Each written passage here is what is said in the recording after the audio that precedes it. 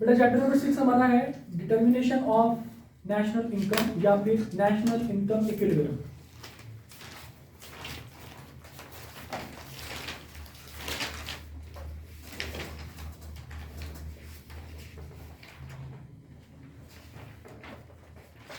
National income equilibrium या determination of national income. हमें देखना यह है कि जनाब किसी भी मुल्क में नेशनल इनकम कितनी होगी।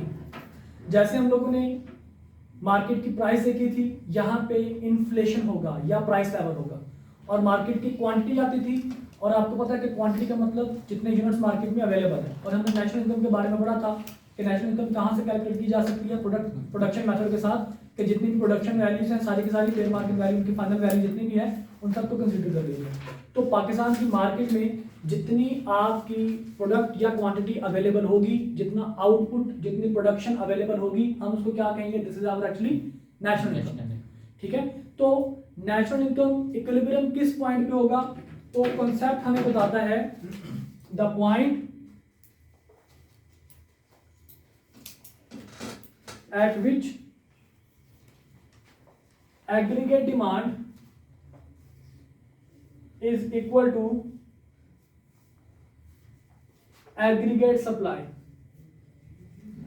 एडी एंड एएस, एग्रीगेट आप पूरा लिखेंगे, aggregate demand equals to aggregate supply.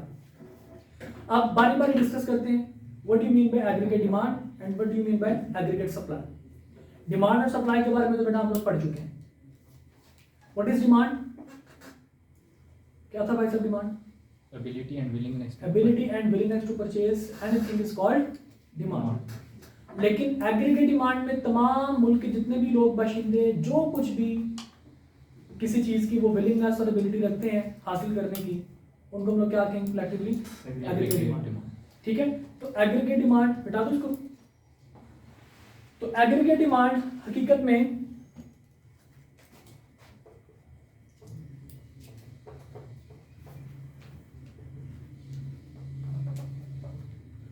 और कुछ नहीं बल्कि डिमांड ऑफ या total demand of whole population of our country. किसी मुल्क के तमाम पॉपुलेशन की जितनी भी डिमांड है सारी की सारी टोटल डिमांड को हम लोग क्या कहते हैं, एग्रीगेट डिमांड। अब एग्रीगेट डिमांड को देखने के लिए हम इसके एस्पेक्ट्स देखेंगे, हम इसके फैक्टर्स देखेंगे। एग्रीगेट डिमांड, जब भी कोई इंसान किसी चीज की डिमांड करता है, जब भी कोई चीज हासिल करने की एबिलिटी रखता है, उसमें एबिलिटी का मतलब होता है उसके पास इनकम कितनी है, उसके पास पैसा कितना है।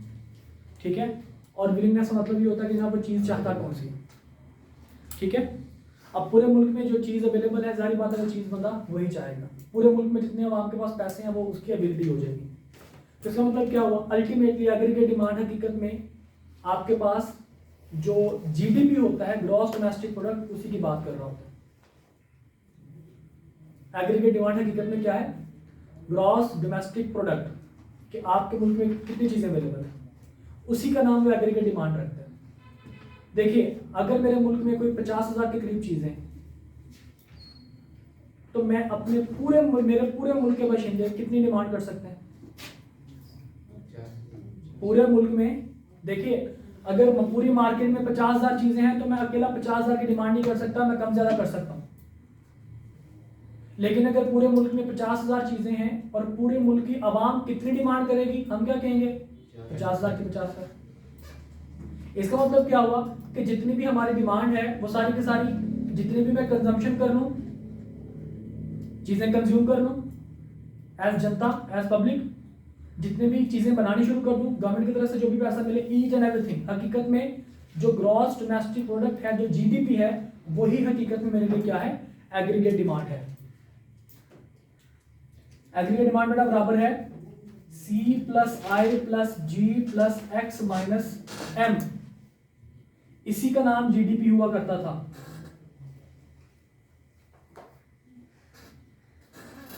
याद है, C प्लस आई प्लस जी प्लस एक्स माइनस एम। और यही मेरे पास एग्रीगेट डिमांड होगी। जब भी मैं बात करूंगा एग्रीगेट डिमांड की तो आपके माइंड में 5 चीजें आनी चाहिए। कौन कौन सी? Consumption, investment, government expenditure, export minus import.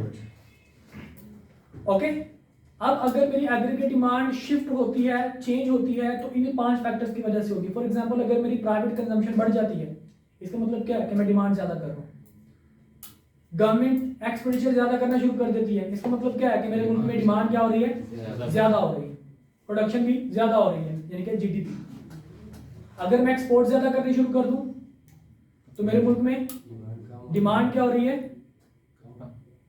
अगर मैं एक्सपोर्ट कर रहा हूं मतलब प्रोडक्शन बढ़ रही है, एक्सपोर्ट पॉजिटिव है, इसका मतलब क्या हुआ कि मेरे मुल्क में डिमांड ज्यादा, जिसकी वजह से मैं प्रोडक्शन ज्यादा कर रहा हूं। अगर मैं इंपोर्ट कम कर रहा हूं तो इसका मतलब क्या है कि मेरी प्रोडक्ट की, मार्केट की जो चीजें हैं उनकी डिमांड ज्यादा हो रही है। तो अल्टीमेटली अगर आपने एग्रीगेट डिमांड को शिफ्ट करवाना है तो वो इन 5 में चेंज आएगा, तो फिर ये आपकी डिमांड शिफ्ट होगी।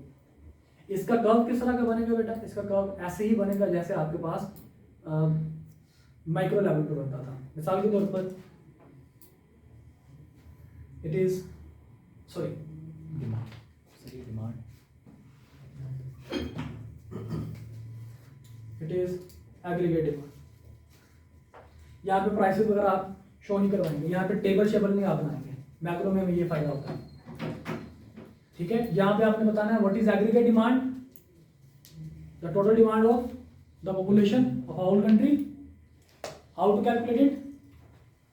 Bye calculating 5 factors: consumption, investment, government expenditure, net export. How to draw it? जैसे नॉर्मल आपके पास डिमांड आती है। अब अगर इसमें शिफ्ट आप लेके आना चाहते हैं, शिफ्ट का मतलब क्या है? राइज और फॉल की बात कर रहे हैं हम लोग। राइज और फॉल के लिए आपको क्या करना पड़ेगा? या तो कंजम्पशन बढ़ाने में, मतलब इन 5 फैक्टर को, इनमें से किसी भी एक फैक्टर को चेंज कर देंगे तो आपकी डिमांड क्या हो जाएगी? शिफ्ट हो जाएगी। फॉर एग्जांपल मैंने अपनी कंजम्पशन कम कर दी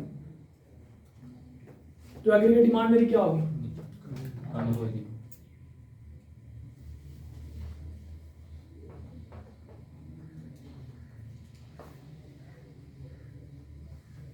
this is fall in demand. Okay, याद रखो मसलन सारे बेटा। All clear? अब बेटा हम लोग बात करते हैं एग्रीगेट सप्लाई की।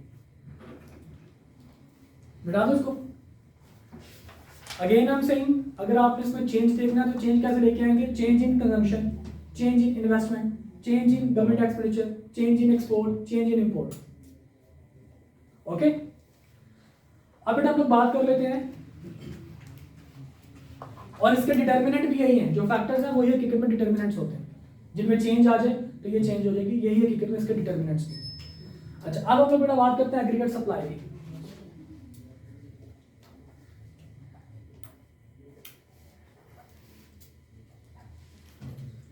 एग्रीगेट सप्लाई के बारे में 2 किस्म के कॉन्सेप्ट्स हैं।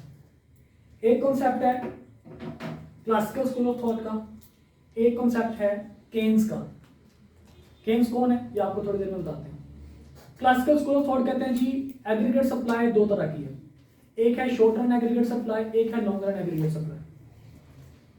शॉर्ट रन एग्रीगेट सप्लाई और long run aggregate supply. Short run का मतलब क्या है?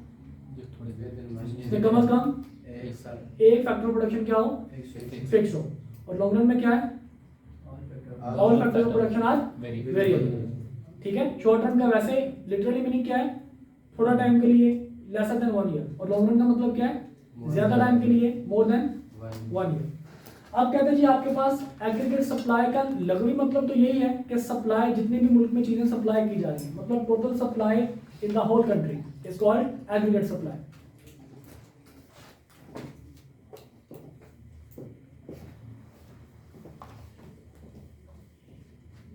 टोटल सप्लाई या फिर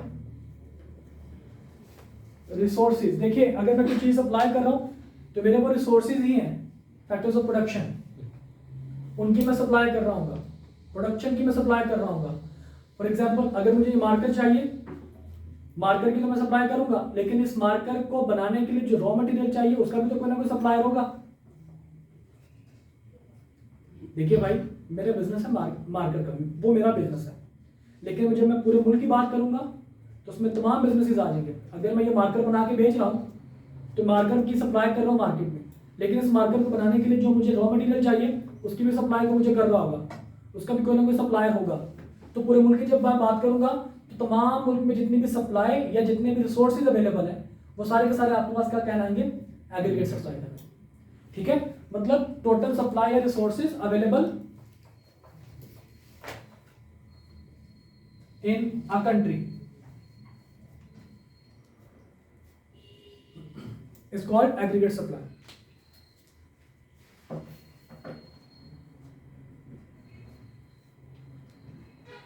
ओके, एग्रीगेट सप्लाई को दो हिस्सों में डिवाइड किया गया है। एक है आपके पास short run aggregate supply,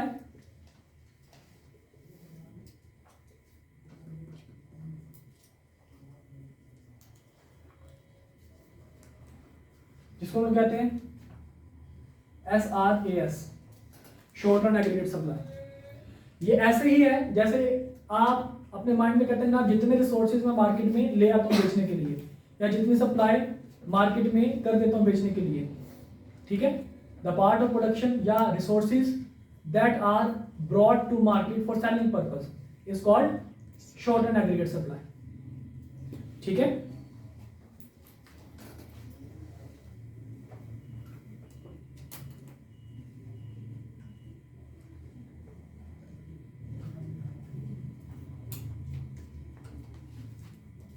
resources that are brought to market for selling purpose।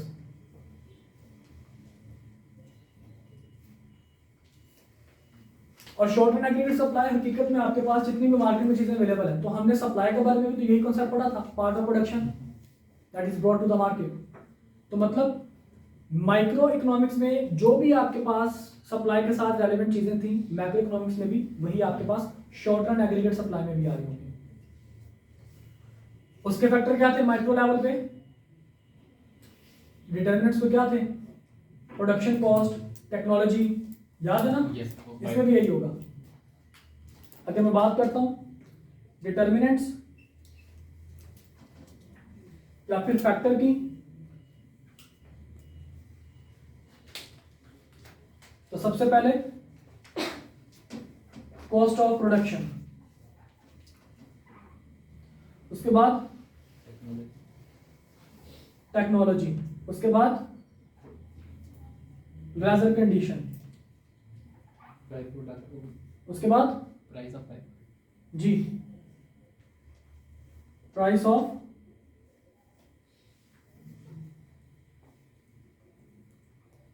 Relative good.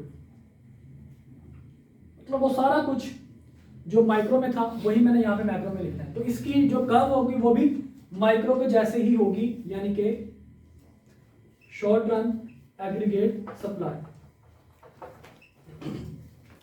और अगर आपने इस कर्व में चेंज देखना है तो इसका चेंज वही फैक्टर्स, अगर इन फैक्टर्स में चेंज आ जाएगा तो आपकी ये short run aggregate supply curve change हो जाएगा। क्लियर? Any problem? अब लॉन्ग रन एग्रीगेट सप्लाई क्या चीज है, बता दो उसको।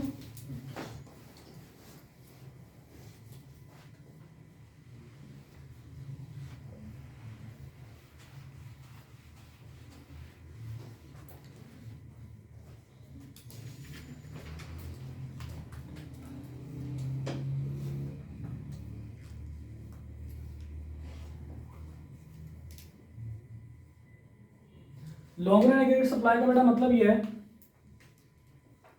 LRAS, कि आपके मुल्क में जितने भी रिसोर्सेज मौजूद हैं अब वो सारे के सारे फुली यूटिलाइज हो चुके हैं। ज्यादा टाइम है, सारे के सारे रिसोर्सेज जितने मार्केट में ले आए थे वो तो आ गए शॉर्ट रन में, लेकिन लॉन्ग रन में क्या होगा, जितने रिसोर्सेज हैं अब सारे के सारे क्या हो चुके हैं, फुली यूटिलाइज हो चुके हैं। कि आपके मुल्क में टोटल अवेलेबल रिसोर्सेज कितने हैं, जो कि लॉन्ग रन, जो कि एग्रीगेट सप्लाई की डेफिनेशन है। तो यानी कि aggregate long run aggregate supply की मैं बात करूंगा तो this is actually all resources available in our country. जो रिसोर्सेज मार्केट में लेके आ जाते हैं वो हमारे लिए क्या है जी, शॉर्ट रन। और जो तमाम रिसोर्सेज हमारे मुल्क में अवेलेबल हैं वो आपके लिए क्या है, लॉन्ग रन। Long run. इसमें एक टर्म हम लोग यूज किया करेंगे full employment level. Full employment level का बेटा मतलब होता है, और उसको हम लोग प्रोडक्शन पोटेंशियल भी कहा करेंगे। फुल एम्प्लॉयमेंट लेवल का मतलब होता है सारे के सारे रिसोर्सेज मैंने यूज कर लिए। तो लॉन्ग रन एवरेज कॉस्ट हकीकत में, लॉन्ग रन एग्रीगेट सप्लाई हकीकत में आपके पास फुल एम्प्लॉयमेंट लेवल का दूसरा नाम है। इसका दूसरा नाम क्या है जी? Full employment level.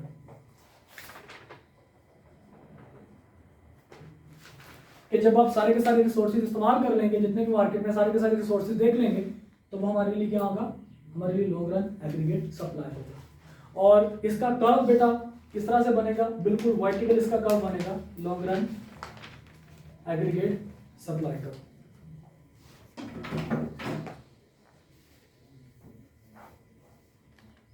ओके, कि आपके मुल्क में इतने रिसोर्सेज अवेलेबल है, इससे ज्यादा रिसोर्सेज नहीं है जी। सर इसका स्ट्रेट होने की वजह क्या है? इसकी वजह यह है कि आपके जितने, क्योंकि लॉन्ग रन में हमने क्या पढ़ा है कि जितने भी आपके रिसोर्सेज अवेलेबल हैं आपके मुल्क में, वो सारे के सारे। अब स्ट्रेट इस वजह से है कि आप जितनी भी प्राइस को इंक्रीज करवाते जाएं। देखिए, अगर आपने short run aggregate supply curve इस तरह से बनाई है, इसका मतलब क्या है कि जैसे जैसे प्राइस इंक्रीज करवाते जाएंगे आपके रिसोर्स मार्केट में ज्यादा लेते आएंगे। यहाँ पे क्या है जी? सारे के सारे रिसोर्सेज आपके पास अवेलेबल है। अब जितनी प्राइस मर्जी इंक्रीज करवा दें, रिसोर्सेज जितने थे आप मार्केट में ले आए, इससे ज्यादा आपके पास रिसोर्सेज नहीं है। That is called, it is full employment level. Got it? समझ आ गई बात की? ओके। और लेकिन ये भी आपके पास चेंज हो सकता है, लॉन्ग रन एग्रीगेट सप्लाई में भी चेंज आ सकता है। कैसे? तो बताएगा आप में से?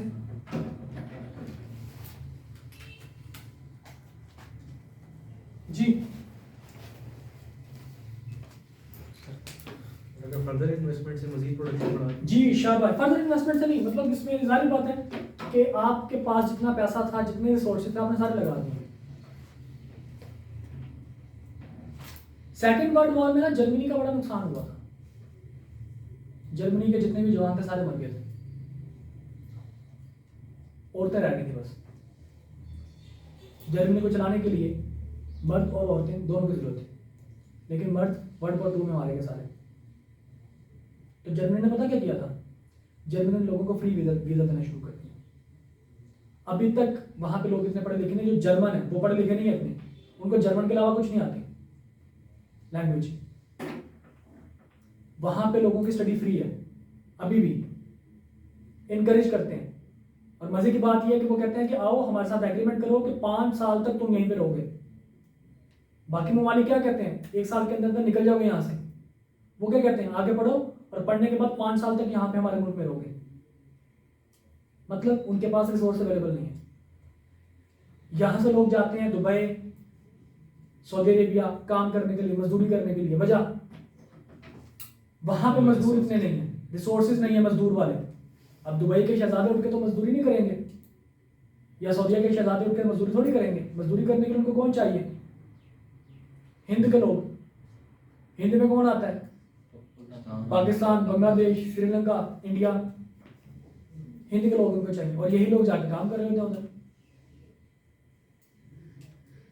समझ रहे बात को? जब रिसोर्सेज आपके मुल्क में सारे के सारे अवेलेबल हो, उसके बाद भी अगर आप उसको इंक्रीज करना चाहते हैं तो आपको क्या करना पड़ेगा? आपको अपने रिसोर्सेज की बजाय बाहर से रिसोर्स मंगवाने पड़ेंगे, आउटसोर्सिंग आपको करनी पड़ेगी।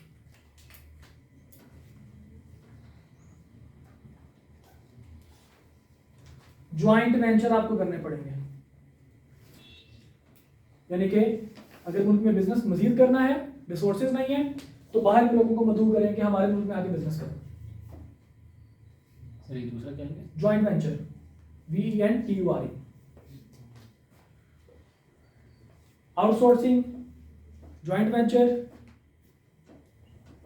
Discovery of new natural resources,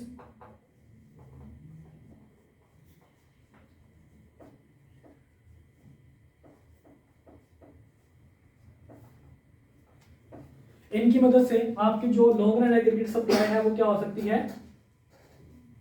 shift हो सकती है। Got it? ये हमें किसने बताया? Modern school of accounts. जी, मॉडर्न नहीं, क्लासिकल स्कूल के लोग, क्लासिकल स्कूल ऑफ थॉट। इसको आप न्यू क्लासिकल भी कह लें, क्लासिकल तो बिल्कुल पुराना हो जाता है। एडम स्मिथ के बाद वाले जो थे, रॉबिन स्टाइल और मार्शल टाइप, उन लोगों ने ये बताया कि लॉन्ग रन एग्रीगेट सप्लाई और शॉर्ट रन एग्रीगेट सप्लाई। दोरे हाजिर का जो कि वफात पा चुका है, सबसे सियाना इकोनॉमिस्ट, जिसने पूरी दुनिया की इकोनॉमी को बचाया, फरिश्ता बन के आया। 1930s में वर्ल्ड वॉर 1 के तासुरात हमें नजर आए। वर्ल्ड वॉर 1 कब से लेकर कब तक थी? 1914 से लेकर 1914 से लेकर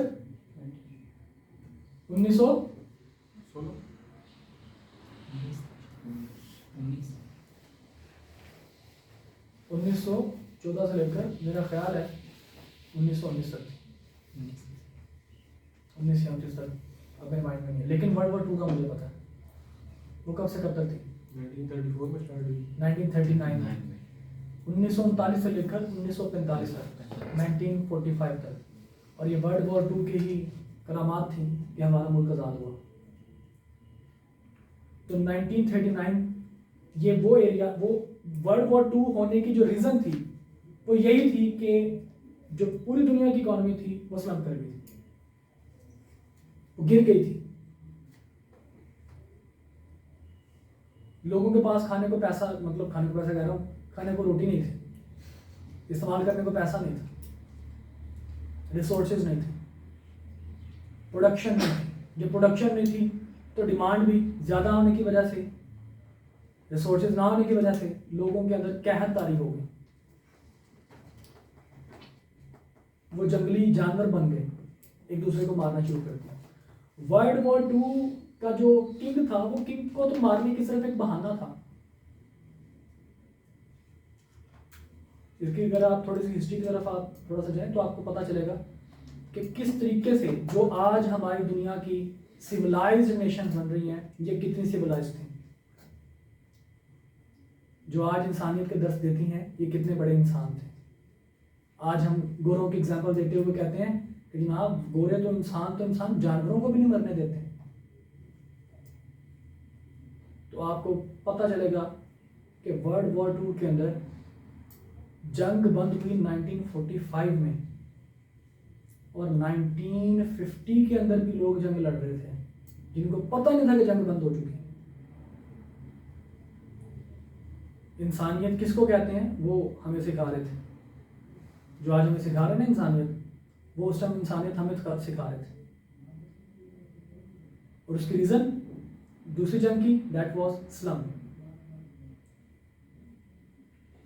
उस टाइम पे दुनिया को बचाने वाला एक मसीहा था। जब वर्ल्ड डिप्रेशन आया था 1930s के अंदर, उस टाइम पे दुनिया को बचाने वाला, दुनिया की इकोनॉमी को बचाने वाला एक मसीहा आया जिसका नाम था केन्स।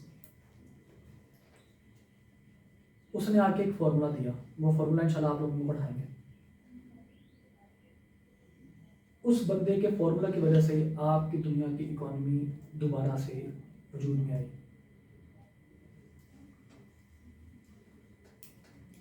मतलब ये समझ लीजिए कि प्रोडक्शन हाउसेस बंद थे। अल्लाह ना करे आज चीज़ें बनना बंद हो जाए, आटा बनना, पानी की सप्लाई, इलेक्ट्रिसिटी, बिजली बनना, सारा कुछ बंद हो जाए, कितने दिन तक हम सर्वाइव कर सकते हैं? जो मार्केट में चीज़ें पड़ी हैं, जो बंदा अमीर है वो ज़्यादा पैसे देके वो चीज़ें खरीद लेगा, कितने दिन तक? स्टोर ही नहीं कर सकता। जब पूरे मुल्क की बात आएगी तो फिर तो ना कुछ दिन ही है, एक आध दिन, हफ्ता। लेकिन उसके बाद जब प्रोडक्शन नहीं होगी, पैसा भी नहीं होगा, प्रोडक्शन भी नहीं होगी, तो फिर क्या लोग करेंगे? एक दूसरे को मारना शुरू कर। समझ रहे बात? उस टाइम भी यही कुछ हो रहा था। तो उस टाइम पे वर्ल्ड डिप्रेशन में आया। जब केन्स भाई साहब आए, उन्होंने आके एक शमा रोशन की और बताया कि भाई साहब अगर आप अपने मेथड्स को थोड़ा सा चेंज कर लो तो दुनिया चल पड़ेगी। उसके मेथड को माना और दुनिया चल पड़ेगी, कहत ख़त्म हो गया। आज जो दुनिया की सबसे स्ट्रॉन्गेस्ट इकोनॉमीज बन रही हैं, अमेरिका, चाइना और रशिया, जर्मनी, ये उसी पैटर्न पे बन रही है। समझ रहे बात को? वो पैटर्न क्या था वो आपको बताएंगे, लेकिन पहले हम केन्स की बात करते हैं कि केन्स भाई साहब ने एग्रीगेट सप्लाई के बारे में क्या कहा। केन्स भाई साहब ने एग्रीगेट सप्लाई के बारे में बताया कि भाई साहब एग्रीगेट सप्लाई हकीकत में शॉर्ट रन या लॉन्ग रन नहीं है। एग्रीगेट सप्लाई सिंपल एक एग्रीगेट सप्लाई है, एक सिंपल एग्रीगेट सप्लाई है। उसने कहा कि जनाब जब तक रिसोर्स पूरे इस्तेमाल नहीं होते एग्रीगेट सप्लाई ऐसा ऐसा इंक्रीज करती रहती है, और जैसे ही रिसोर्स फुली यूटिलाइज हो जाते हैं, मतलब एक टाइम आएगा ना आप सारे रिसोर्सेज को इस्तेमाल करना शुरू कर दोगे, एक टाइम आएगा ऐसा, तो वहीं पे ये वर्टिकल हो जाएगी।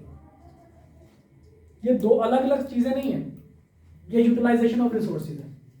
जब तक रिसोर्स फुली यूटिलाइज नहीं है एग्रीगेट सप्लाई क्या होती जाएगी, ऐसा ऐसा इंक्रीज होती जाएगी। जैसे रिसोर्सेज फुली यूटिलाइज हो जाएंगे आपके एग्रीगेट सप्लाई वर्टिकल हो जाएगी। This is aggregate supply as per Keynes भाई साहब। Got it? समझ आएगी बेटा बात की? तो केन्स के अलावा जो आपके पास क्लासिकल स्कूल ऑफ थॉट था उन्होंने क्या बताया, there are two aggregate supply curves, long run and short run. Short run में क्या है जनाब, जैसे जैसे कीमत प्राइसेस बढ़ती जाएंगी वैसे वैसे आप रिसोर्सेज की यूटिलाइजेशन ज्यादा करते जाएंगे, मार्केट में ज्यादा लेके आते जाएंगे, ठीक है। और लॉन्ग रन में क्या है जनाब, जब आप रिसोर्सेज फुली यूटिलाइज हो जाते हैं तो वो हमारे पास लॉन्ग रन बन जाती है। इसने क्या कहा, इसने कहा जी दो नहीं है, सिर्फ एक एग्रीगेट सप्लाई है। जब तक रिसोर्सेज फुली यूटिलाइज नहीं हो रहे तब तक तो वो बढ़ती जा रही है, लेकिन जैसे रिसोर्सेज फुली यूटिलाइज हो जाते हैं ये जनाब आपके पास वर्टिकल हो जाते हैं, तब ये इंक्रीज करना, रिसोर्सेज इंक्रीज करना बंद कर देंगे। क्लियर? यहां तक के मसलन है, यहां तक की प्रॉब्लम। चले आगे थोड़ा सा देखिए। ये जो सप्लाई है, जो शॉर्ट रन लॉन्ग रन है, उन्हीं का कॉम्बिनेशन है। उन्हीं का कॉम्बिनेशन है। हकीकत में देखें उन पुराने बंदों ने कहा कि जी दो है, उसने कहा जी दो नहीं है एक है। बेशक उसने उसी जैसे अभी आपके माइंड में आया उस टाइम पे।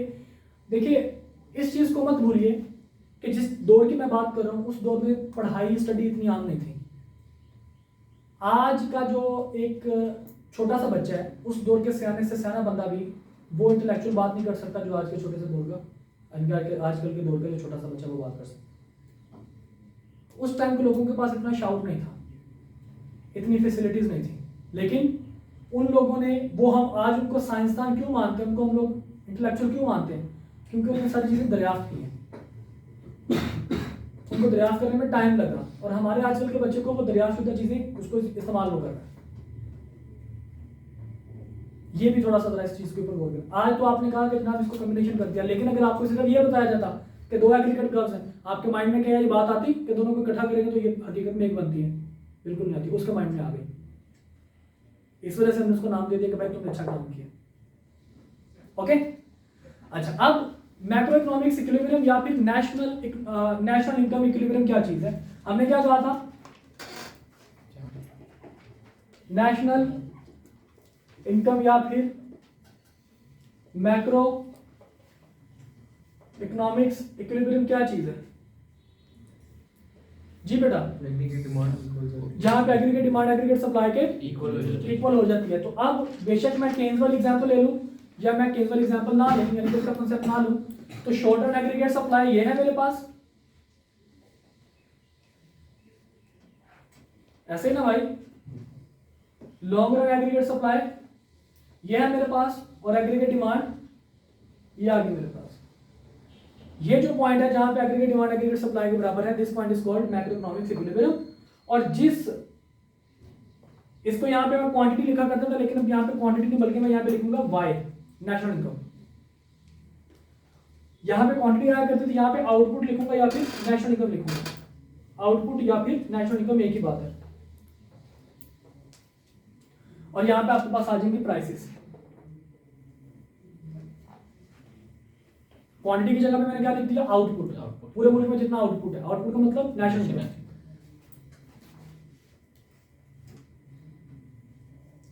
Got it? Long run aggregate supply को क्या बताता है कि आपके मुल्क में इतने रिसोर्स अवेलेबल है। इक्विलिब्रियम ऑफ नेशनल इनकम आपको क्या बताता है कि आपके मुल्क में जो रिसोर्स यूटिलाइज हो रहे हैं वो कितने, इतने यूटिलाइज हो रहे हैं।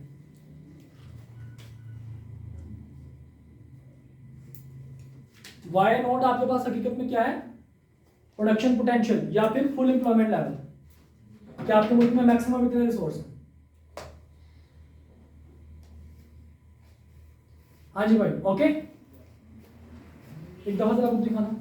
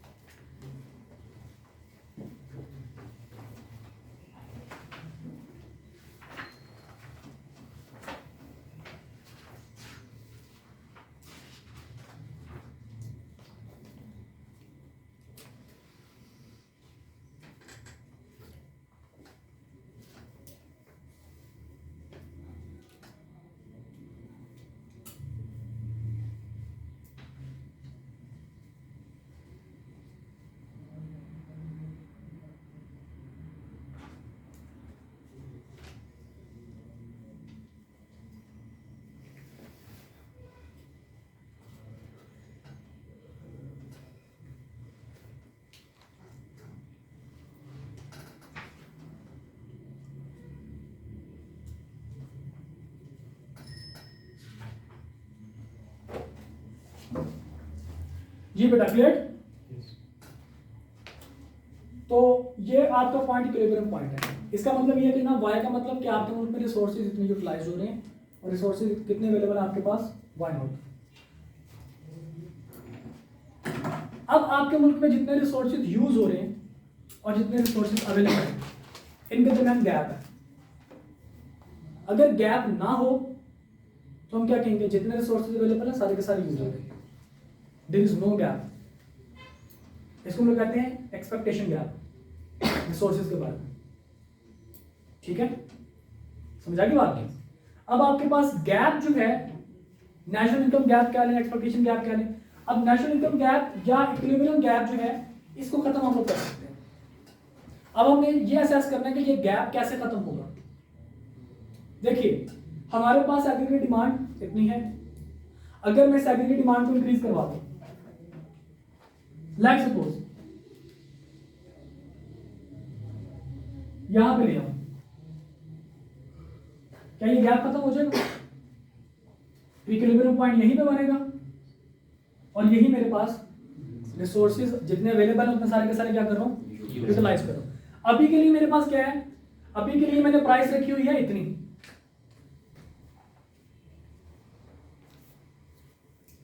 और जितने मेरे मुल्क में रिसोर्सेज अवेलेबल हैं उसके हिसाब से मेरी प्राइस कितनी होनी चाहिए थी, P1 होनी चाहिए थी। समझ आ रही है बात की, कि मेरे मुल्क में प्राइसेस कितनी होनी चाहिए थी, P1, कि जितने रिसोर्सेज अवेलेबल है अगर सारे के सारे यूटिलाइज होते तो P1 होनी चाहिए थी। लेकिन अभी मेरे मुल्क में प्राइसेस कितनी है, P। मतलब ये जो Y और Y नॉट में गैप है,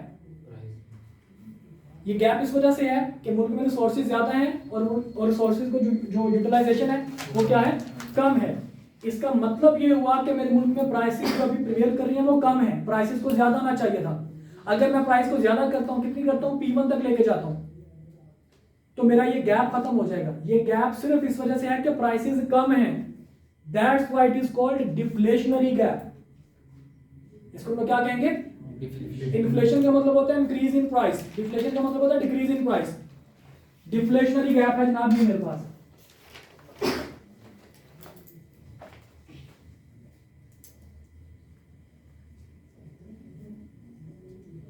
डिफ्लेशनरी गैप, और ये डिफ्लेशनरी गैप बेटा कैसे खत्म कर सकता हूं मैं, अपनी एग्रीगेट डिमांड को बढ़ा के। एग्रीगेट डिमांड कैसे बढ़ाऊंगा मैं, कंजम्पशन को इंक्रीज करके, इन्वेस्टमेंट को इंक्रीज करके, गवर्नमेंट एक्सपेंडिचर को इंक्रीज करके, एक्सपोर्ट को इंक्रीज करके, इंपोर्ट को कम करके एग्रीगेट डिमांड को बढ़ा सकता हूं और ये डिफ्लेशनरी गैप मैं खत्म कर सकता हूं। तो हकीकत में डिफ्लेशनरी गैप आपके पास कब आएगा, जब आपके रिसोर्सेज ज्यादा हो और उनकी यूटिलाइजेशन कम हो रही हो, that is called deflationary gap या नेगेटिव गैप, एक ही बात है। ओके, समझ आ गई बात की? इसके बाद दूसरी सिचुएशन बन जाती है, यह भी तो पॉसिबिलिटी है कि आपके मुल्क में रिसोर्सेज थोड़े हों और उनकी डिमांड या यूटिलाइजेशन उनकी ज्यादा हो रही हो। मिसाल के तौर पर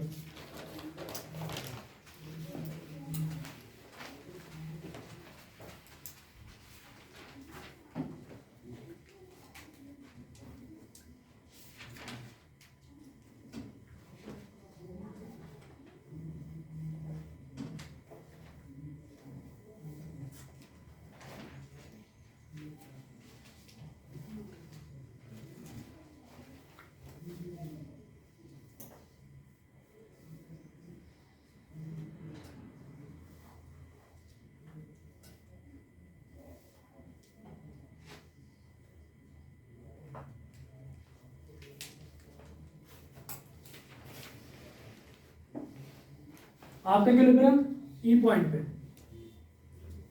रिसोर्सेज मैक्सिमम जो अवेलेबल है दैट इज वाई नॉट, और जो वाई आपका वाई वन वाई खाली लिखते हैं, वाई जो है हकीकत में ये आपके पास क्या है जी, जो आपके रिसोर्सेज यूटिलाइज हो रहे हैं, मतलब आप अपने मुल्क में अवेलेबल रिसोर्सेज से ज्यादा रिसोर्सेज इस्तेमाल कर रहे हो, इसलिए आपके मुल्क में इसमें प्राइसेस कितने चल रही हैं, आपके मुल्क में इसमें प्राइसेस पी चल रही हैं। अभी गैप है इक्विलिब्रियम में और अवेलेबल रिसोर्सेज में, लेकिन इस गैप को कैसे खत्म कर सकते हैं, अपनी एग्रीगेट डिमांड को कम करके, एग्रीगेट डिमांड को कितना कम करेंगे, इस पॉइंट तक लेके आएंगे।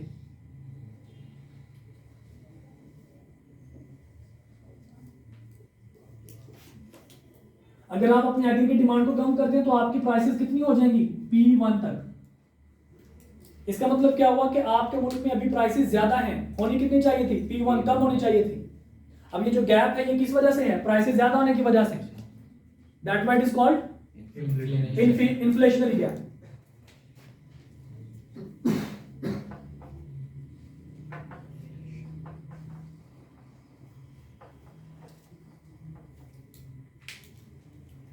ओके, इन्फ्लेशनरी गैप को आप कैसे खत्म करोगे, एग्रीगेट डिमांड को कम करके, कंजम्पशन कम कर दो, इन्वेस्टमेंट कम कर दो, गवर्नमेंट एक्सपेंडिचर कम कर दो, एक्सपोर्ट कम कर दो, इंपोर्ट थोड़ी सी ज्यादा कर लो, आपकी एग्रीगेट डिमांड क्या हो जाएगी, कम, जिसके रिजल्ट में क्या होगा, आपके प्राइसेस कंट्रोल में आ जाएंगे, आपके जितने रिसोर्सेज अवेलेबल है आप उनको यूटिलाइज कर रहे हो बस। Any problem, all okay. अभी तक हमने क्या पढ़ा, व्हाट इज एग्रीगेट डिमांड, क्या है भाई, C plus I plus G plus X minus M। What is aggregate supply, दो तरह की, short run, long run. Short run जितने मार्केट में अवेलेबल रिसोर्सेज हैं, लॉन्ग रन पूरे मुल्क में जितने रिसोर्सेज अवेलेबल है, full utilisation of level of resources. Keynes ने क्या बताया, there is only one aggregate supply curve, जब तक फुल यूटिलाइजेशन नहीं आता तब तक वो इंक्रीज करता रहेगा, जैसे ही फुल यूटिलाइजेशन ऑफ रिसोर्सेज हो जाएगी वो वर्टिकल हो जाएगा, इनडिफरेंट हो जाएगा, इनडिफरेंट मतलब चेंज नहीं होगा। ओके, और नेशनल इकोनॉमिक्स इक्विलिब्रियम आपके पास क्या था, नेशनल इकोनॉमिक इक्विलिब्रियम, कि जहां पे एग्रीगेट डिमांड एग्रीगेट सप्लाई के बराबर हो, जहां पे एग्रीगेट डिमांड एग्रीगेट सप्लाई के बराबर हो जाए वो आपके पास इक्विलिब्रियम है। अब देखना पड़ेगा कि अगर आपके रिसोर्सेज फुली यूटिलाइज नहीं है, मतलब आपका जो इक्विलिब्रियम है वो फुली यूटिलाइजेशन लेवल से पहले, मतलब रिसोर्सेज ज्यादा है, इक्विलिब्रियम कंजम्पशन उसकी कम है, that is called deflationary gap. इसको खत्म कैसे करेंगे, एग्रीगेट डिमांड को बढ़ा के, रिसोर्सेज को कंज्यूम करके। अगर आपके मुल्क में रिसोर्सेज कम है और आपकी कंजम्पशन ज्यादा है, तो जिसका मतलब क्या है कि प्राइसेस ज्यादा है, it is called inflationary gap. इसको कैसे खत्म करोगे, एग्रीगेट डिमांड को कम करके। Is it okay, any problem, this was your chapter number 6 सारे का सारा। इसको बंद कर दें।